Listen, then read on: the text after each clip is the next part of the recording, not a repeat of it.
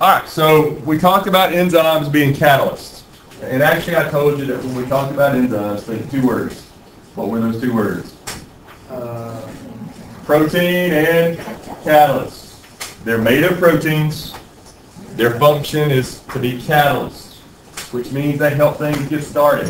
They help chemical reactions get started. They speed up those chemical reactions. They do that by lowering the amount of energy needed to start up the reaction. And that is called activation energy. Because they're proteins, their structure, very, very important. Structure determines function. Their shape has to be exact. If that shape changes, they don't work. That shape's held together in a lot of ways, just like in any proteins.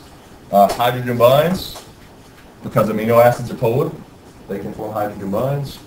Disulfide bonds form between sulfur-containing amino acids.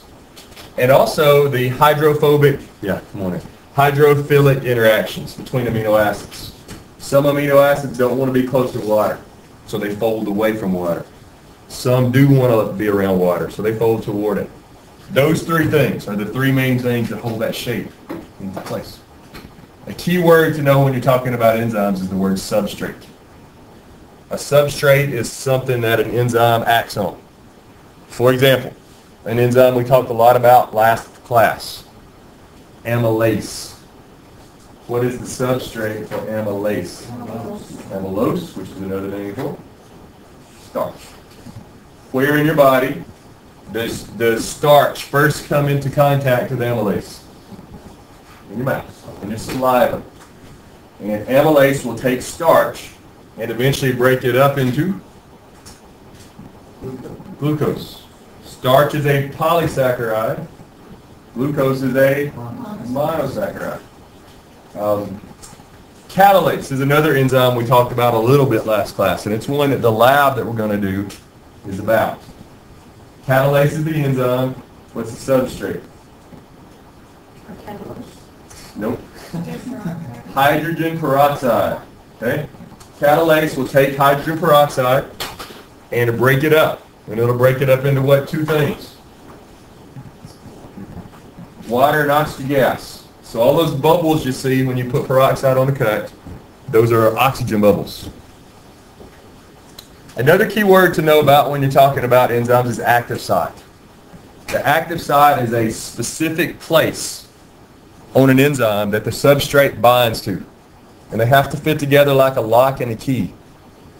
It's not only the shape of that active site that's important, but it's also the charge. So active sites, shape and charge have to match up. Let's look at a picture of what we're talking about here. So here we see the enzyme. And I've asked you this question before. What would each of these little blue dots represent in this picture? If this whole thing is the enzyme, what is each blue dot? Speak up. Okay, not a protein, each blue dot. Amino acids, right? Because proteins are made out of amino acids. But this little spot right here, that's the active site. Notice it's got a specific shape, and that the substrate fits into that shape. We talked about that fancy phrase, complementarity leads to a high degree of what? Specificity. The idea that only one thing fits into this shape. And that because of that, each enzyme can only catalyze what? One reaction. It only makes one thing happen. Another key thing to realize is that once it fits in, the enzyme will slightly change its shape so that it'll work better. And that change in shape is a good thing. It's called an induced fit. Or sometimes it might be called what else? Yep, a conformational change. And that will actually help the enzyme work better when it changes its shape once the enzyme and the substrate get together.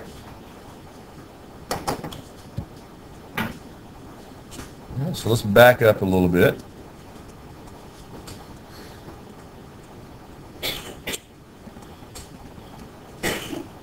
All right, we looked at this equation and how that, I put it in symbols I said E for enzyme plus S for substrate.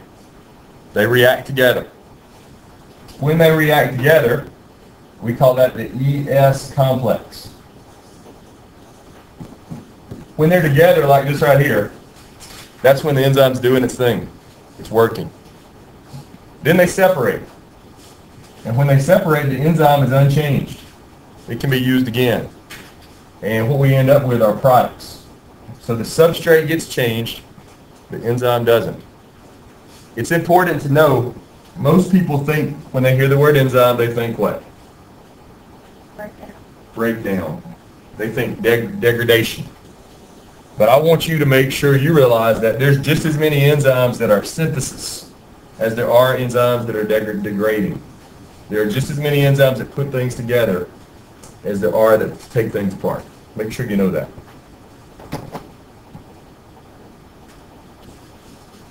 All right, now we talked about how enzymes lower activation energy, and we said they could do that in 3 different ways.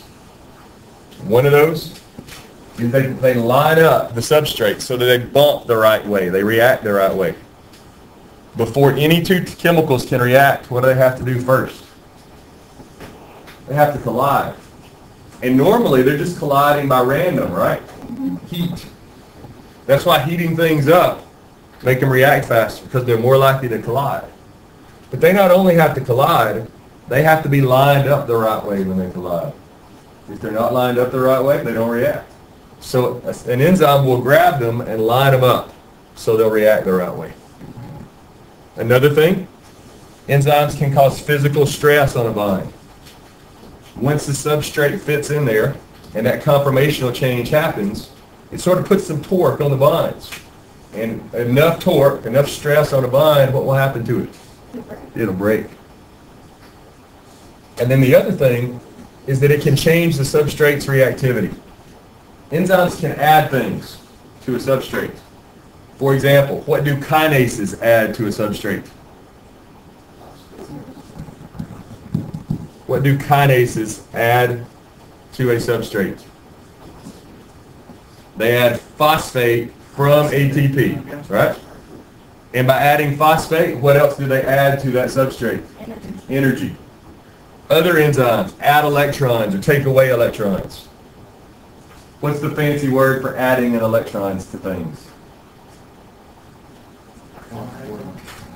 No, that'd be phosphorylation would be adding a phosphate. Adding electrons is called reduction. Oh, that's bad writing. Board's a little off up there. Reduction. R-O-L-U-C. Yeah, it's reduction. Just take my word for it. Reduction is adding electrons and also adding what else? What always comes with the electrons? Energy. Okay? Why is it called reduction? We're adding stuff to something. What gets reduced? The charge goes down. The oxidation number might go from like +2 to +1. It gets an electron added to it. All right, and then also some enzymes can take away electrons. Whenever you hear reduction, you should also think the other word. What's the other word? Oxidation. Oxidation is taking away electrons, taking away energy. Those two always go together. That's why sometimes we call those kinds of reactions, what kind of reactions? Redox. We talk about redox reactions.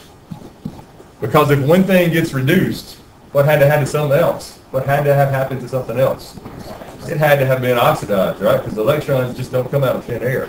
If you add electrons to something, you had to have taken them from something else. All right, let's go a little further here.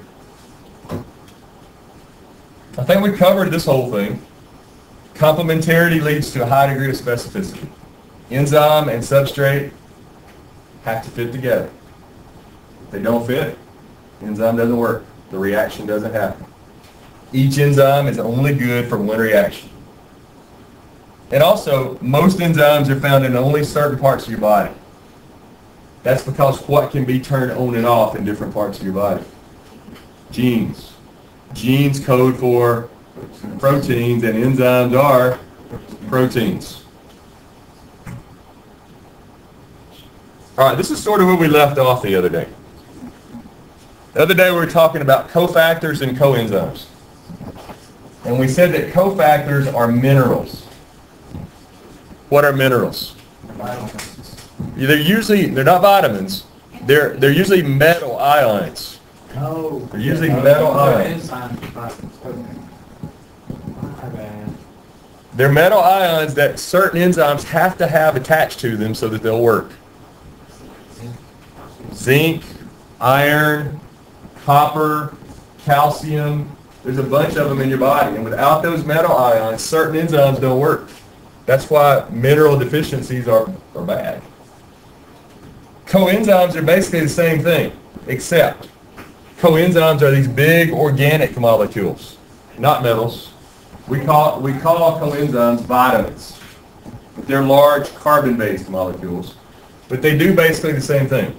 They attach to certain enzymes, and without those coenzymes, the enzymes don't work.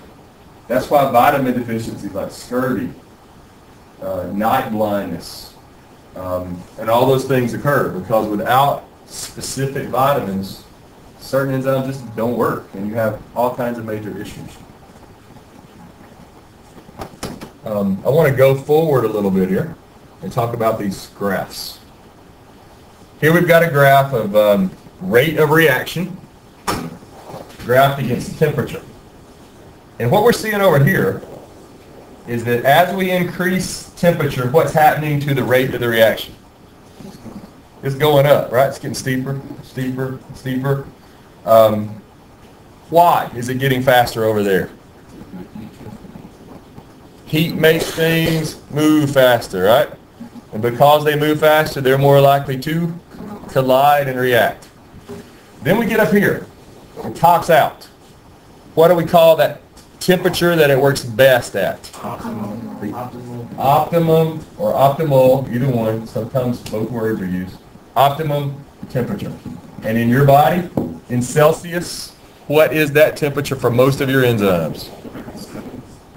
Well, in Celsius, it's 37. In Fahrenheit, it's about 98.6, right? Now realize that 98.6 is not the same for everybody. There's a range there. Not everybody's exactly 98.6. You're close, but not exactly.